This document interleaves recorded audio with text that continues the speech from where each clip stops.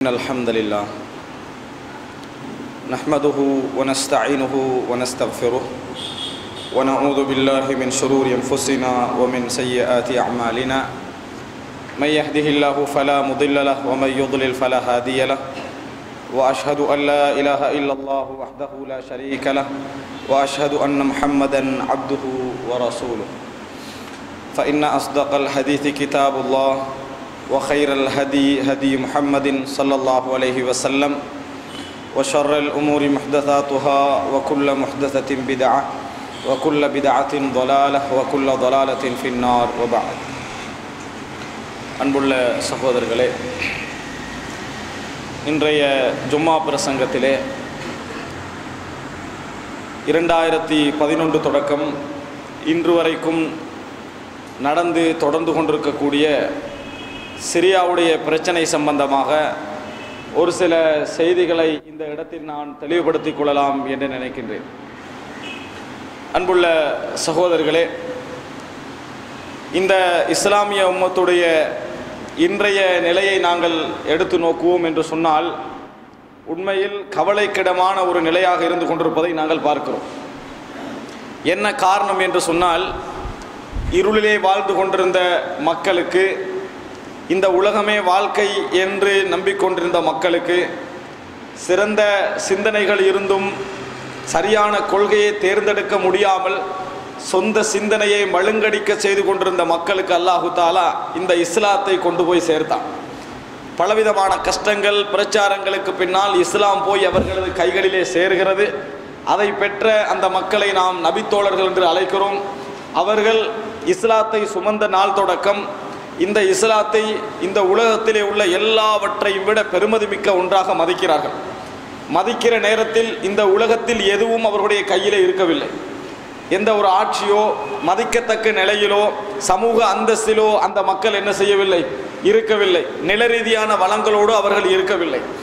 ஆனால் இஸ்லாம் கிடைத்த பின்னால், இஸ்லாத்தை அவர்கள் உயிருக்குயிராய் மதித்த பின்னால், இஸ்லாத்திற்காக எதையும் இழக்க தயார் என்று இல்லாமல் இருக்கின்ற பொழுது அந்த இழப்பை அவர்கள் ஏற்கக்கூடிய மனோநிலைக்கு வந்ததனால் அல்லாஹு தாலா என்ன செய்கிறான் என்று சொன்னால், படிப்படியாக இந்த உலகத்தை அவர்களுக்கு சொந்தமாக்குகிறான்.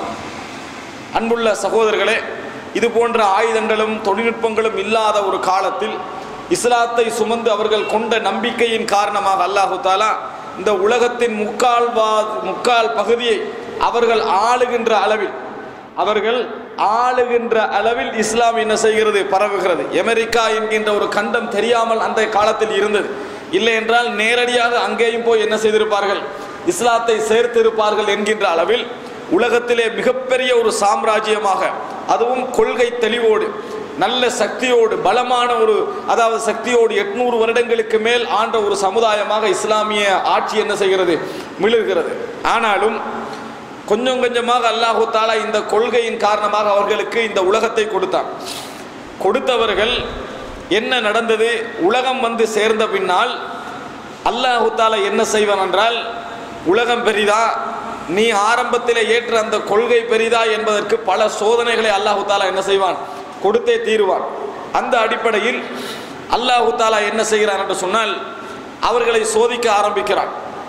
உலகம் அவர்களது கையிலே கிடைத்திருக்கிற அந்த நேரத்தில் உலகமா கொள்கையா என்கின்ற பல சோதனைகள் அவர்களை நோக்கி வருகிறது.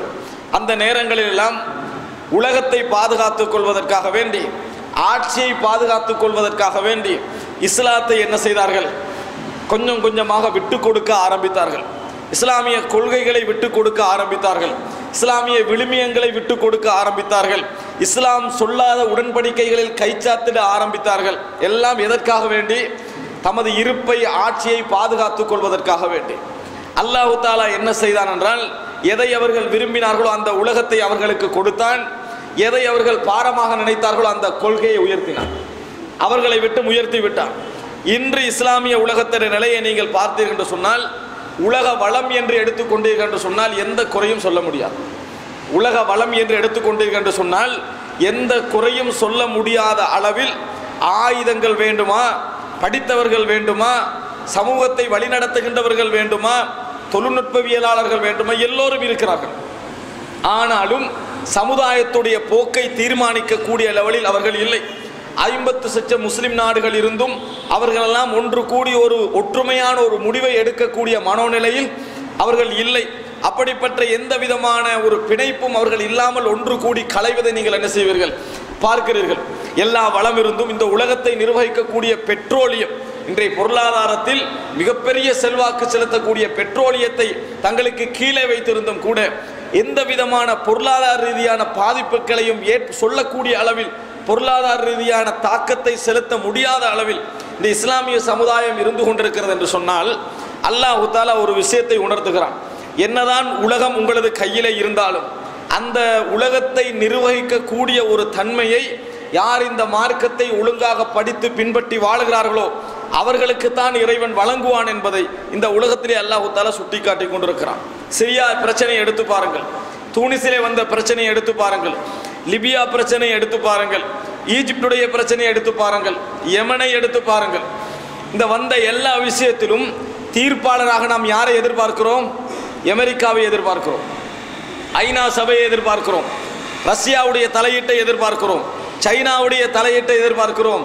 அவர்கள் ஏதாவது தீர்வு சொல்ல மாட்டார்களா என்று முஸ்லிம்களில் உள்ள அணிகளை எடுத்து பார்த்தால் அமெரிக்காவுக்கு சார்பாக அல்லது எதிராக என்று அந்த நிலைப்பாடுகளை அவர்கள் வரலாமா வரக்கூடாதா என்கின்ற மனோநிலையில் தான் முஸ்லிம்கள் இருக்கிறார்களே ஒழிய, இவ்வளவு பெரிய சனத்தொகையாக இருந்தும் 160 கோடிக்கு மேற்பட்டவர்களாக இருந்தும் பலவிதமான வளங்கள் இருந்தும் எம்மை நாம் தீர்மானித்துக் கொள்ள முடியாத அளவில், எவரோ எங்கேயோ இருந்து வந்தவர்கள் எமது பொருளாதாரத்தை நிர்வகிக்கக்கூடிய அளவில் நாம் பலகீனப்பட்டிருக்கிறோம் என்று சொன்னால், இந்த உலகத்தை பொறுத்தவரைக்கும் என்னதான் நம் கையில் வைத்திருந்தாலும் அதிகாரத்தை இறைவன் நாடியவர்களுக்கு தான் கொடுப்பான். அதிகாரத்தை இறைவன் நாடியவர்களுக்கு தான் கொடுப்பான் என்பதை இந்த விஷயத்திலே நாங்கள் பார்த்து வருகிறோம். அன்புள்ள சகோதரர்களே, சிரியா பிரச்சனையை எடுத்து பாருங்கள், பெரிய ஒரு படிப்பினை. இன்றைய நிலையை பொறுத்தவரைக்கும் இன்று நடக்கக்கூடிய எந்த புரட்சிகளிலும் ஒன் வேர்டில் எதையும் சொல்லிவிட முடியாது. இது இஸ்லாமிய புரட்சி அல்லது இஸ்லாத்துக்கு எதிரான புரட்சி, உள்நோக்கம் கொண்ட புரட்சி, உள்நோக்கமற்ற புரட்சி என்று ஒரே வேர்டில் சொல்ல முடியாது. சொல்ல முடியாத அளவில் பல காரணிகள் அதில் செல்வாக்கு செலுத்துவதை நீங்கள் பார்க்கலாம். ஒரே வேர்டில் யாராவது சொல்வாராக இருந்தால் அவர் இலகுவாக அந்த பிரச்சனையை நாட நினைக்கிறார், இலகுவாக அந்த பிரச்சனையை நாட நினைக்கிறார். ஆனால் அன்புள்ள சகோதரர்களே, மிகவும் மூடலான ஒரு பிரச்சனை என்று சொன்னால் சிரியாவை விட இன்று அதாவது ஈஜிப்டிலே நடந்து கொண்டிருக்கக்கூடிய பிரச்சனையை சொல்லலாம். மிகவும் மூடலான பிரச்சனை. மூடல் என்று சொன்னால் என்ன தீர்ப்பு எடுப்பது, என்ன சொல்வது, மீடியாக்களை நம்பலாமா? ஏனென்றால் பெரிய ஒரு குற்றச்சாட்டு ஈஜிப்ட் அரசாங்கம் என்ன செய்கிறது, அல் ஜசீராவுக்கு வைக்கிறது. சிசிடி அரசாங்கம் அல் ஜசீராவுக்கு முன்வைக்கிறது என்ன, நாட்டுடைய செய்திகளை ஒழுங்காக இவர்கள் வெளியே சொல்வதில்லை, இவர்கள் நாட்டுடைய செய்திகளை ஒழுங்காக சொல்வதில்லை, ஒளிபரப்புவதில்லை, எல்லாம் தப்பு தவறுமாக என்ன செய்கிறார்கள், ஒளிபரப்புகிறார்கள் என்று அல் ஜசீராவை என்ன செய்கிறார்கள், தடை செய்கிறார்கள், அந்த நாட்டிலே தடை செய்கிறார்கள். இப்ப இதை நம்பலாமா, நம்பக்கூடாதா? அல் ஜசீரா ஒவ்வொரு மீடியாக்களுடைய செல்வாக்குகள் என்ன, மீடியாக்கள் எந்த இலக்கை வைத்து செயல்படுகின்றன என்பதையெல்லாம் ஆய்வு செய்து முடிவெடுக்கின்ற நிலைமையில் நமது மக்கள் இல்லை.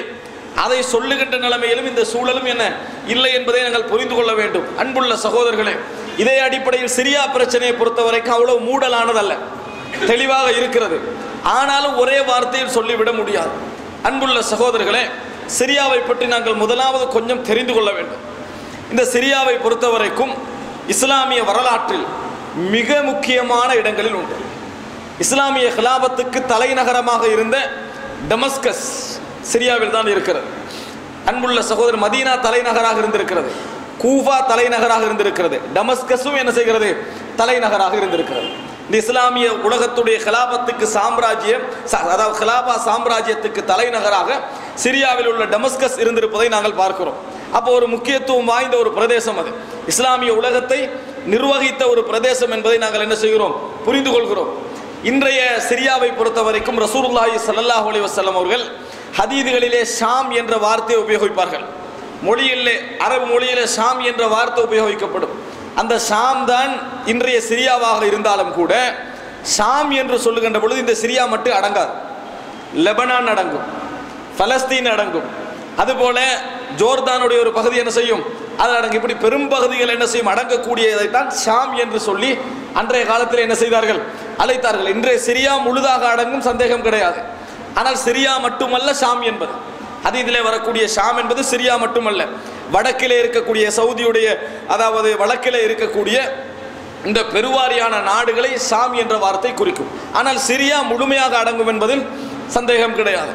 அன்புள்ள சகோதரர்களே, இந்த சிரியாவை பொறுத்தவரைக்கும் நான் வரலாறு ரீதியாக சொல்வதென்றால் நேரம் போதாது, சுருக்கமாக தெரிந்து கொள்ள வேண்டும் என்பதற்காக சொல்லுகிறேன். ரசூலுல்லாஹி ஸல்லல்லாஹு அலைஹி வஸல்லம் இஸ்லாத்தை பிரச்சாரம் செய்கின்ற நேரத்தில் ஐரோப்பியர்களுடைய காலின் கீழ் அது இருக்கிறது. அதாவது ரோமர்களுடைய, கிறிஸ்தவர்களுடைய காலின் கீழ் இருக்கிறது. அவர்கள் தான் என்ன செய்கிறார்கள்? ஆட்சி செய்து வருகிறார்கள். அவர்கள் தான் பெரும் சாம்ராஜ்யமாக இருக்கிறார்கள். அன்றைய தினம் பெரும் சாம்ராஜ்யமாக இருந்தவர்கள் யார்? ரோமர்கள், பாரசீகர்கள். அதாவது ஈரானியர்களும் ரோமர்களும் தான் என்ன செய்தார்கள்? உலகத்திலே பெரும் சாம்ராஜ்ய பாரசீக ரோம் சாம்ராஜ்யமாக இருந்தார்கள். அவர்களுக்கு கீழ் தான் என்ன செய்கிறது? இந்த ஷாம் என்ற பகுதி இருந்து கொண்டிருக்கிறது. பெரிய ஒரு சாம்ராஜ்யம். அரபு மக்கள் நினைத்தாலும் மோத முடியாது என்று நினைக்கின்ற அளவில் பெரும் சாம்ராஜ்யமாக அவர்கள் இருக்கிறார்கள். அப்படி இருக்கிற காலத்தில், இஸ்லாம் முழுமையாக போய் சிரியாவுக்கு போய் சேராத காலத்தில் ரசூலுல்லாஹி ஸல்லல்லாஹு அலைஹி வஸல்லம் அவர்கள் சிரியாவை கடுமையாக என்ன செய்திருக்கிறார்கள்? பாராட்டி இருக்கிறார்கள். எப்படி சொல்கிறார்கள்? ரசூலுல்லாஹி ஸல்லல்லாஹு முஸ்லிமிலே வரக்கூடிய செய்தி, நபியர்கள் சொல்கிறார்கள், அல்லாஹும்ம பாரிக் லனா ஃபீ ஷாமினா, யா அல்லாஹ் எங்களுக்கு எங்களது சிரியாவிலே பரக்கத்து செய்வாயாக, எங்களுக்கு எங்களது சிரியாவிலே பரக்கத்து செய்வாயாக என்று ரசூலுல்லாஹ் துஆ கேட்கிறாங்க. வஃபி யமனினா, எங்களது யமனிலே பரக்கத்து செய்வாயாக என்று துஆ கேட்கிறார்கள்.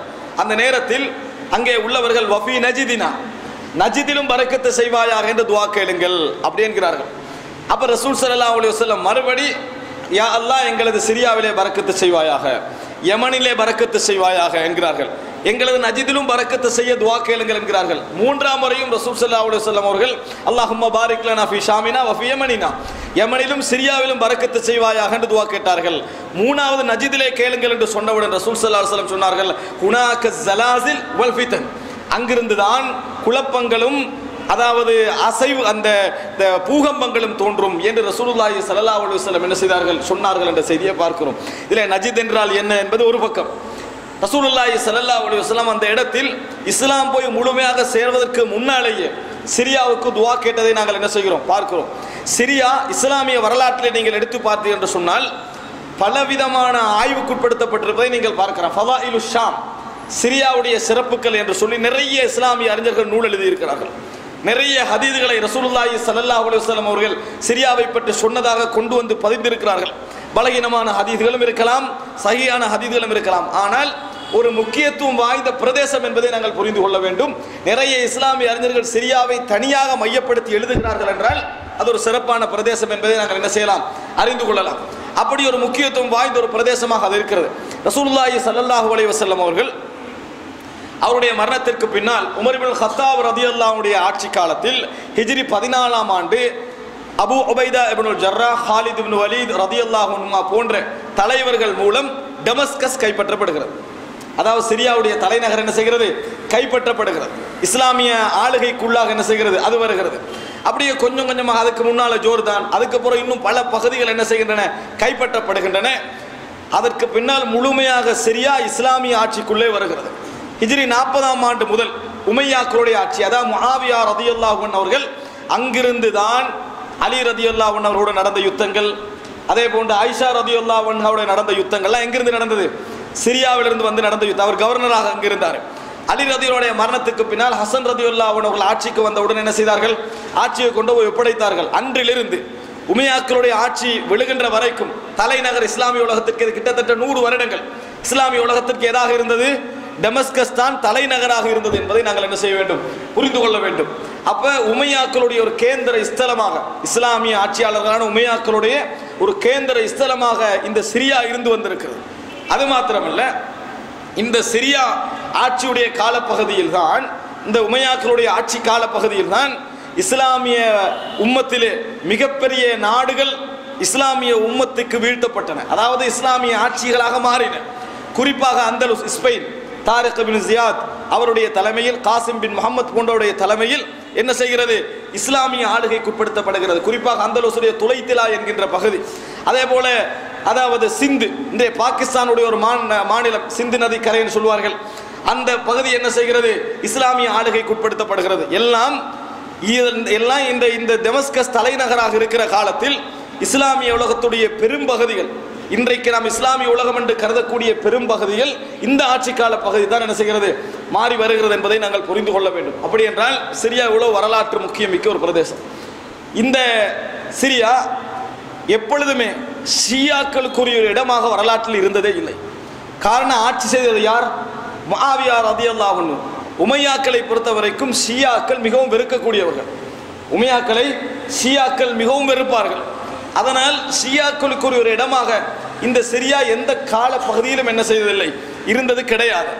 ஆனாலும் அன்புள்ள சகோதரர்களே, இப்படியே வளர்ந்து வந்த இந்த இஸ்லாமிய ஆட்சி எப்பொழுது இஸ்லாமிய ஆட்சியிலே களங்கங்கள் ஏற்படுகிறதோ, பிரச்சனைகள் ஏற்படுகிறதோ, சிக்கல்கள் ஏற்படுகிறதோ, துண்டு துண்டாக உடைய ஆரம்பித்த பின்னால் எப்படி அதாவது காலனித்துவ ஆட்சிகள் இஸ்லாமிய உலகத்திற்குள்ளே புகுந்து இஸ்லாமிய உலகத்தை கைப்பற்றி அவைகளை துவம்சம் செய்ததோ, அப்படிப்பட்ட நிலையில் பலவிதமான காலனித்துவத்தில் கடைசியாக பிரான்ஸ் என்ன செய்கிறது, இந்த சிரியாவை ஆக்கிரமிக்கிறது.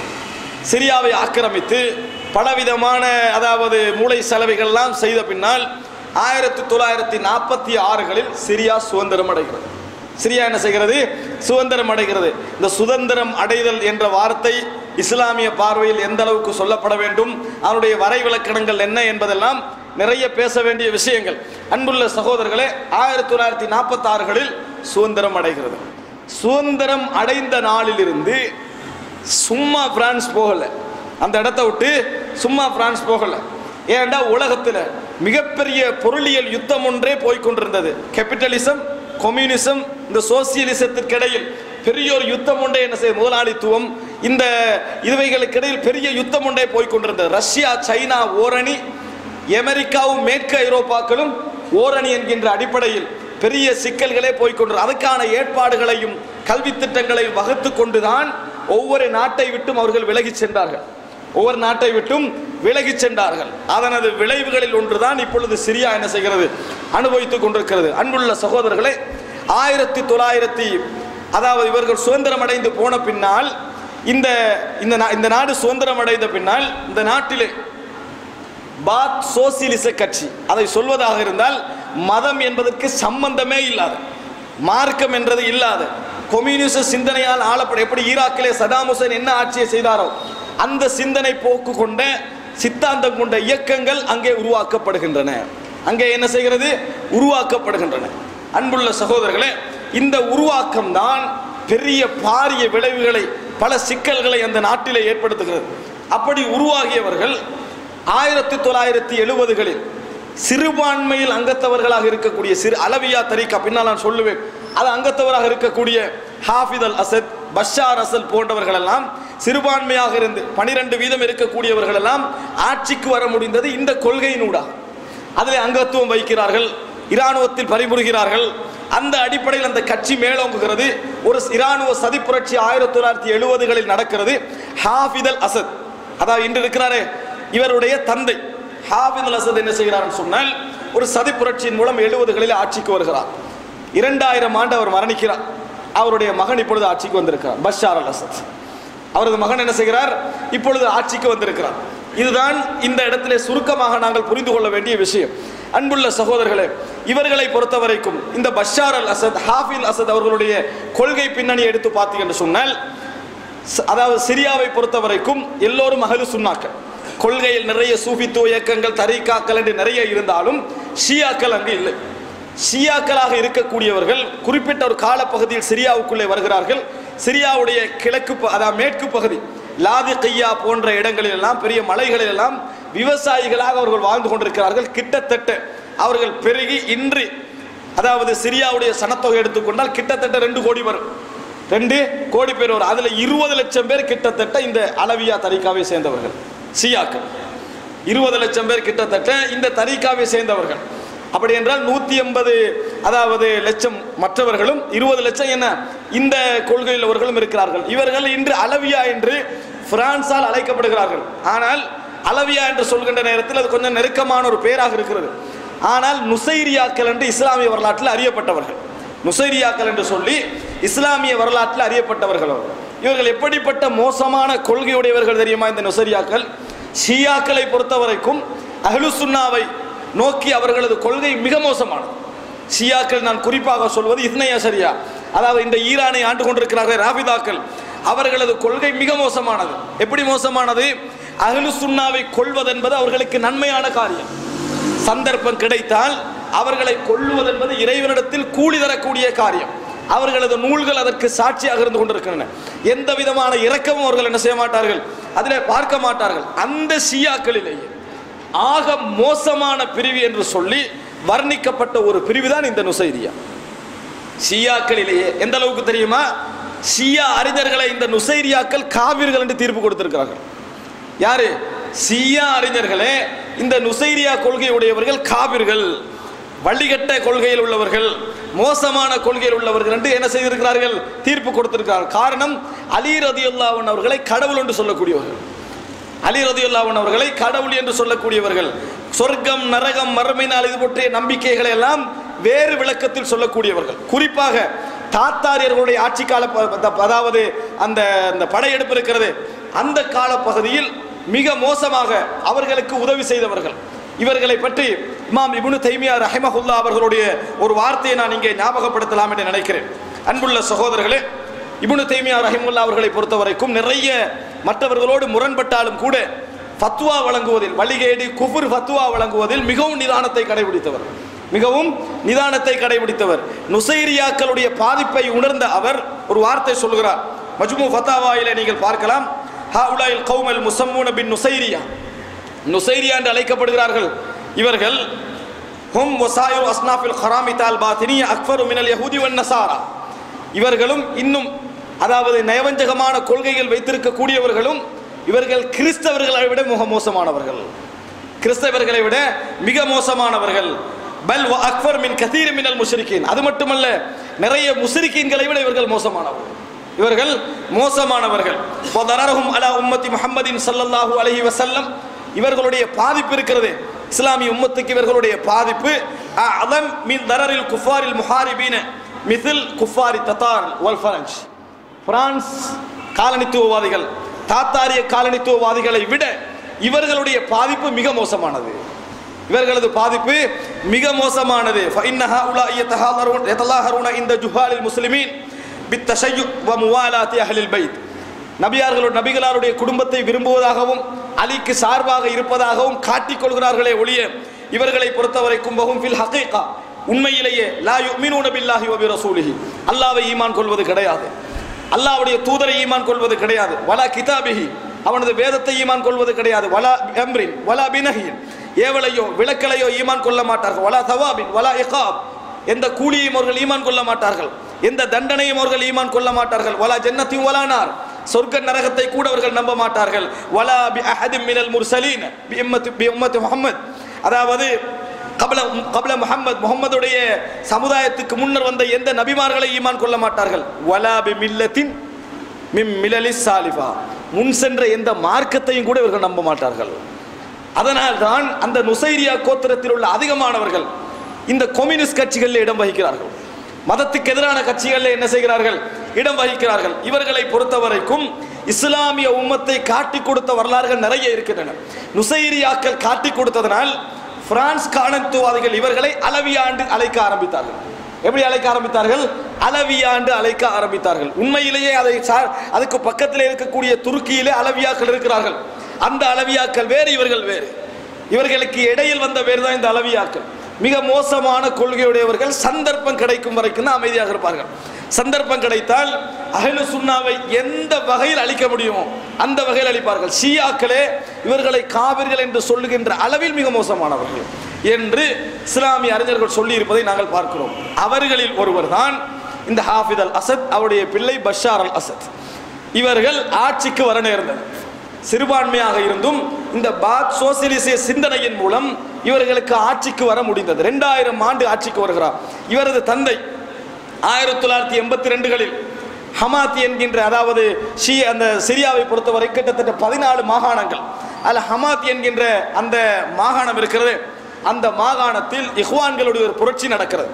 புரட்சி செய்தது சரியா பிழையா இரண்டாவது அம்சம். அப்படி ஒரு புரட்சி நடந்தால் ஒரு நல்ல ஆட்சியாளர் எப்படி அடக்க வேண்டும், எப்படி அதை கையாள வேண்டும், அப்படி கையாளவில்லை. ஒரு அறிக்கை சொல்கிறது 40,000 பேரை வன்மையாக கொண்டார்கள். கடுமையான கொண்டார் இந்த பஷார் அல் அசத், அதாவது தந்தை ஹாஃபில் அல் அசத் கொன்று அநியாயம் செய்து அந்த கிராமத்தை என்ன செய்தார்கள், அழித்தொழித்தார்கள்.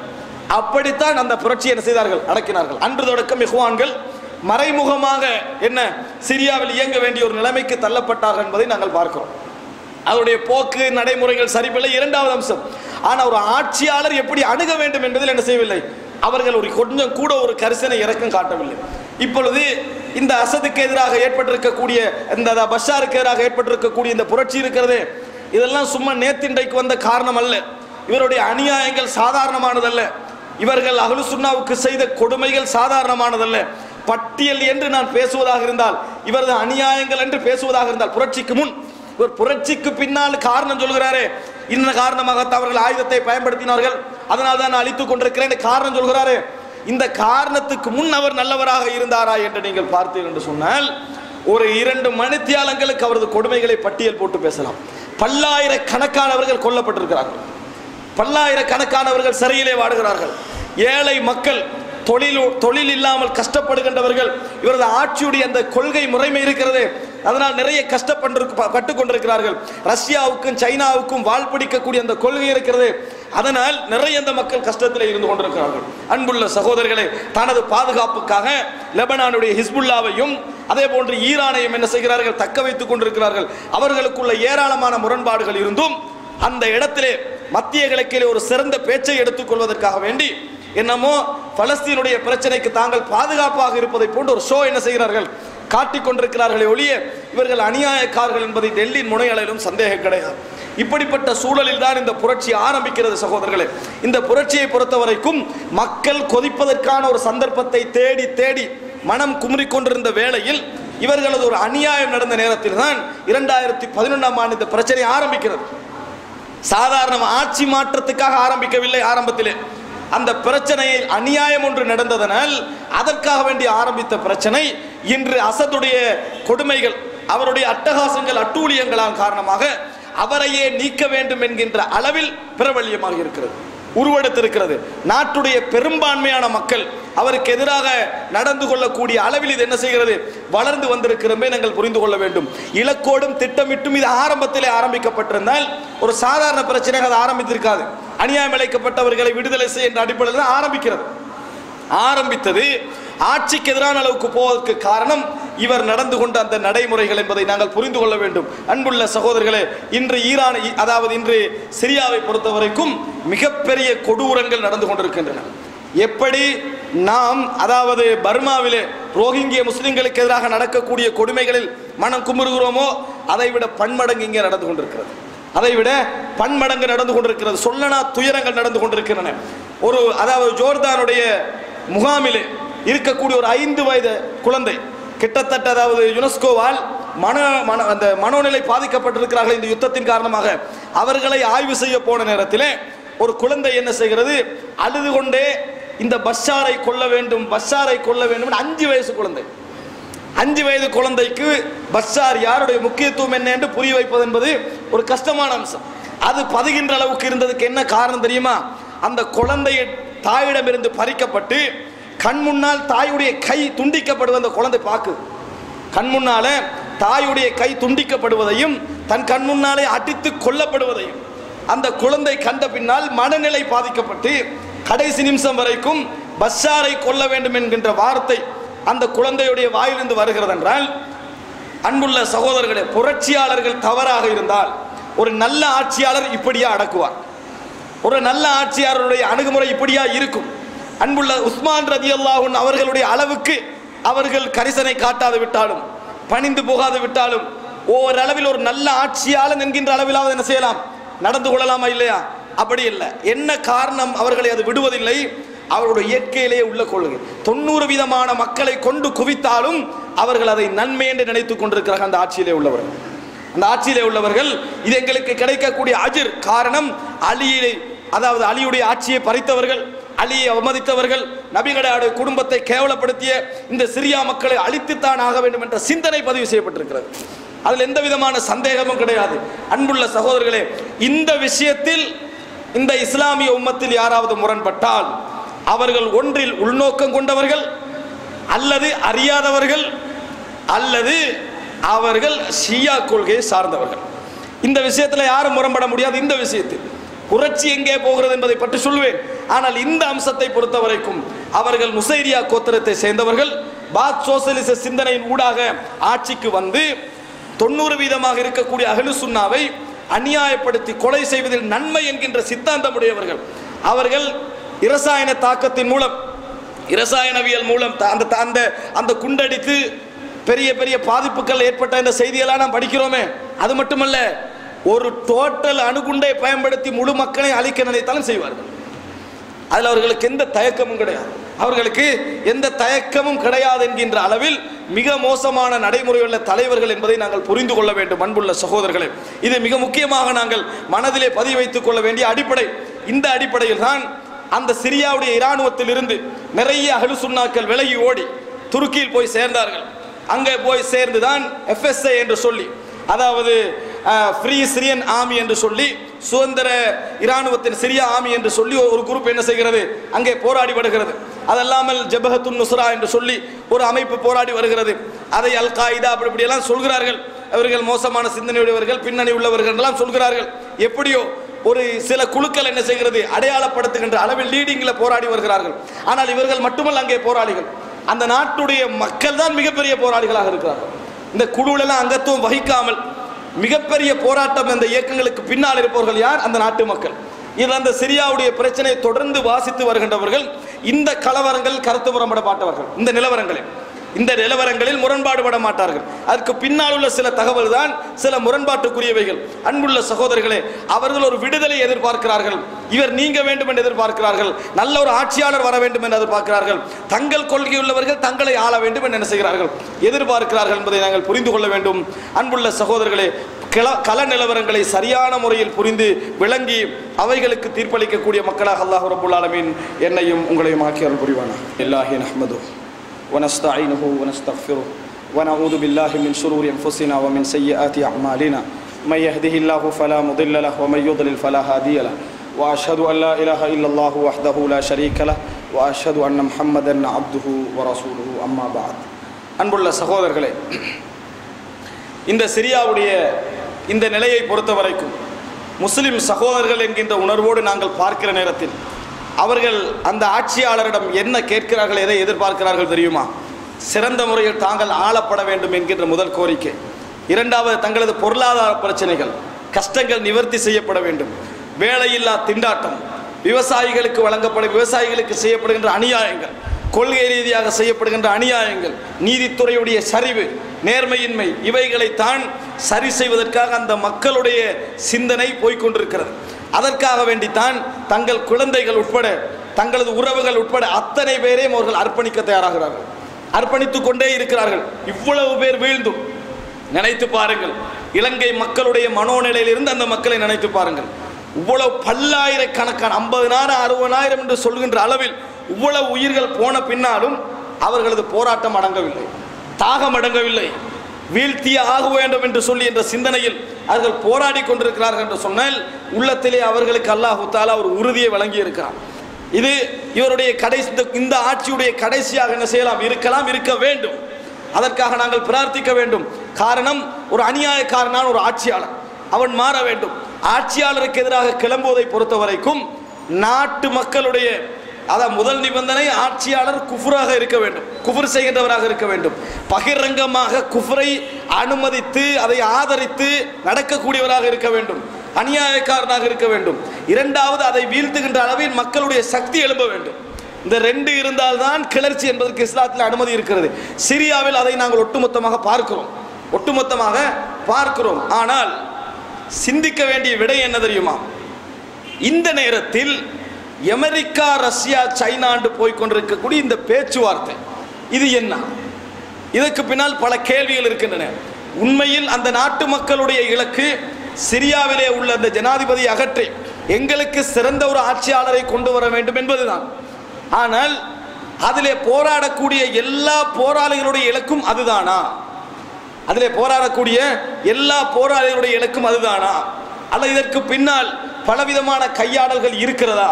இதில் ஏதாவது சுயநலங்கள், அபிலாசைகள் இருக்கிறதா? அமெரிக்கா முஸ்லிம்களுக்கு சார்பாக எப்பொழுதும் நடந்தது கிடையாது.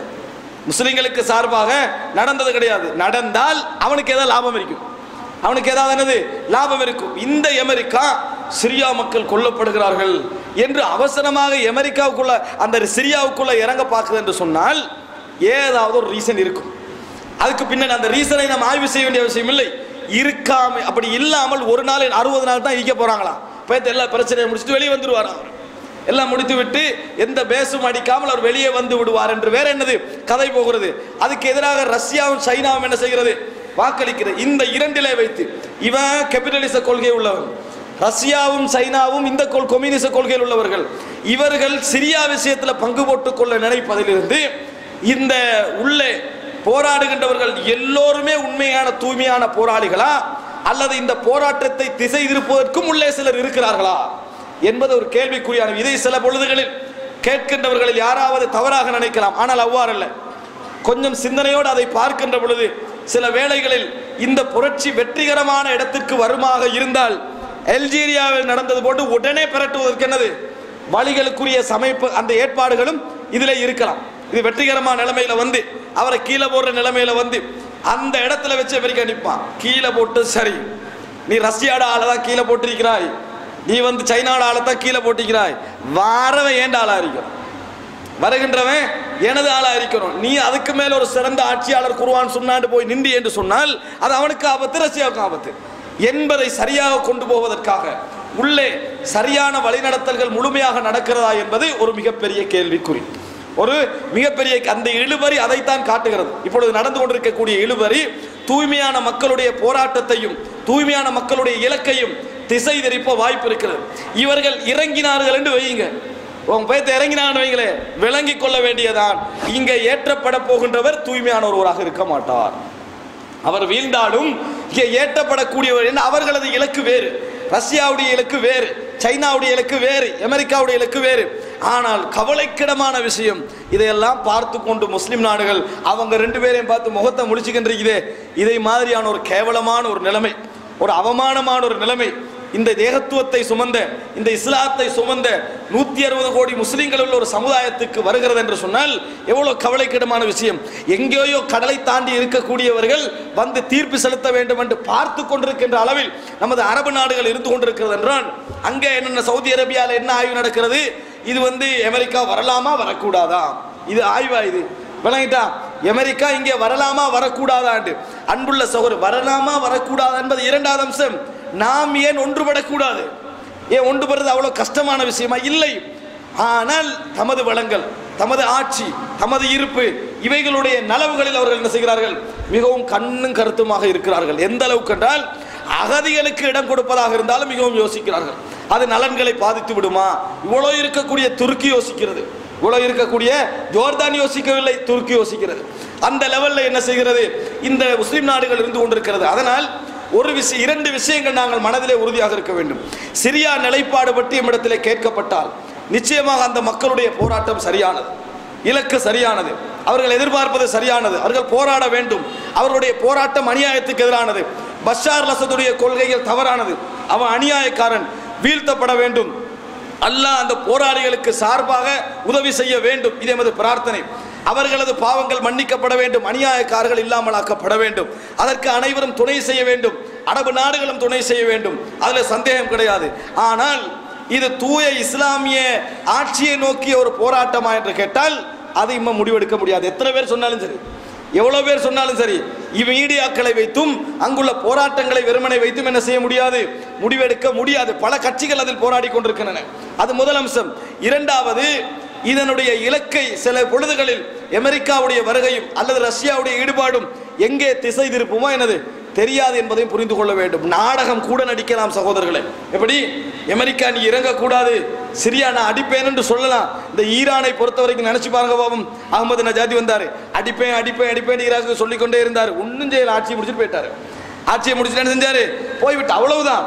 இப்படி அவர்களுடைய அந்த வெளிவிவகார கொள்கை அமெரிக்காவோட எடுத்து பார்த்தீங்கன்னா ஈரானுக்கும் அமெரிக்காவுக்குள்ள வெளிவிவகார கொள்கையில் எந்த பிரச்சனையும் இல்லை, அறிக்கை விடுறது மட்டும்தான், அறிக்கை விடுவது மட்டும்தான் ஒளி, வேற எந்த பிரச்சனையும் இல்லை.